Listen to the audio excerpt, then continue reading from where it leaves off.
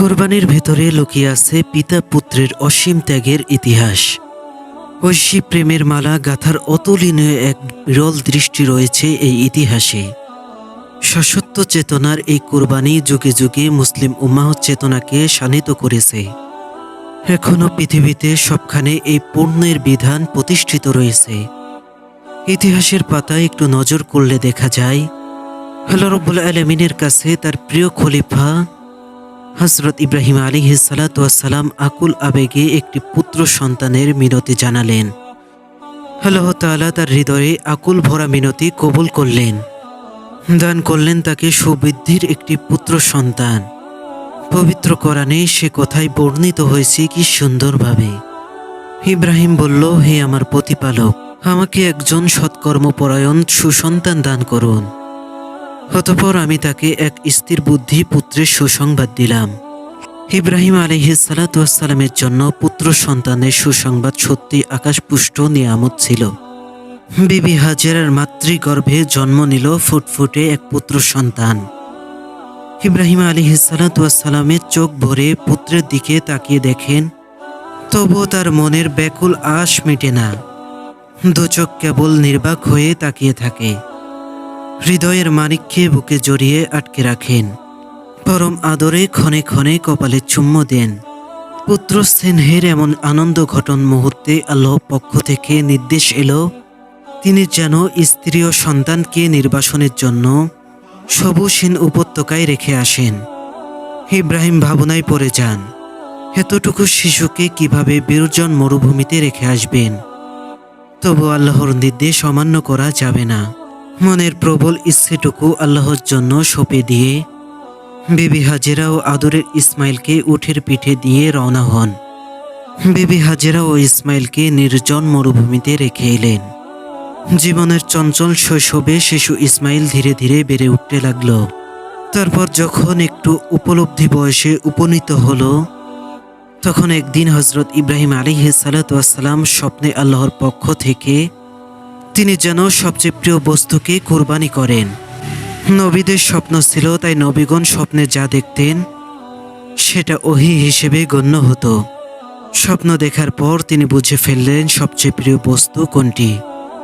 তখনই তিনি ইসমাইলের কাছে এসে বললেন, প্রিয় পুত্র আমার, আমি স্বপ্নে দেখেছি আমি তোমাকে জবাই করছি। তুমি একটু ভেবে চিন্তে করে বলো এবং তোমার মতামত জানতে চাই। তখন পুত্র বলল, আপনাকে স্বপ্নে যা নির্দেশ দেওয়া হয়েছে আপনি আমার সাথে তাই করুন। আল্লাহর ইচ্ছায় আপনি আমাকে ধৈর্যশীল পাবেন।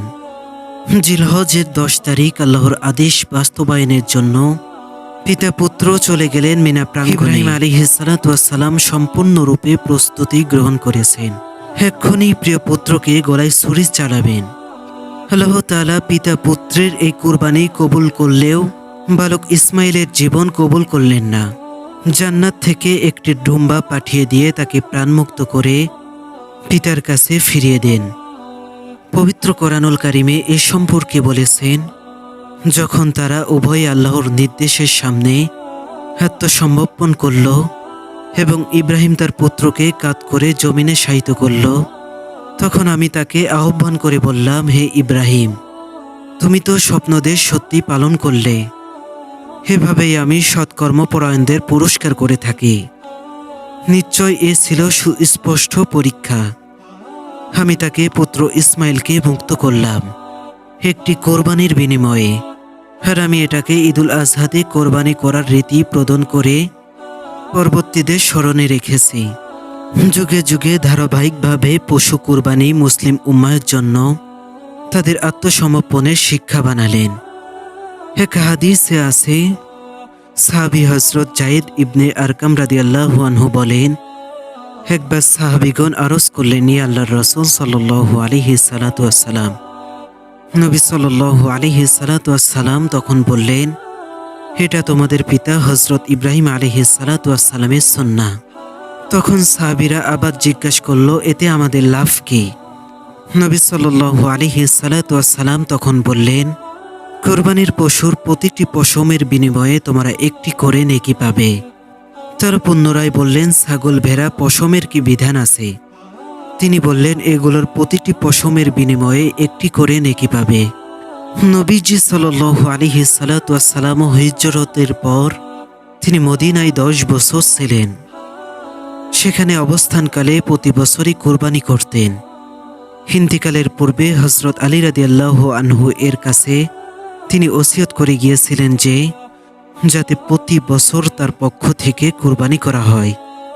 তাই তো নবীজির মৃত্যুর পর প্রতি বছর যখন কোরবানির সময় আসত, তখন হযরত আলী রাদিয়াল্লাহু আনহু 2টি ভেড়া জবাই করতেন।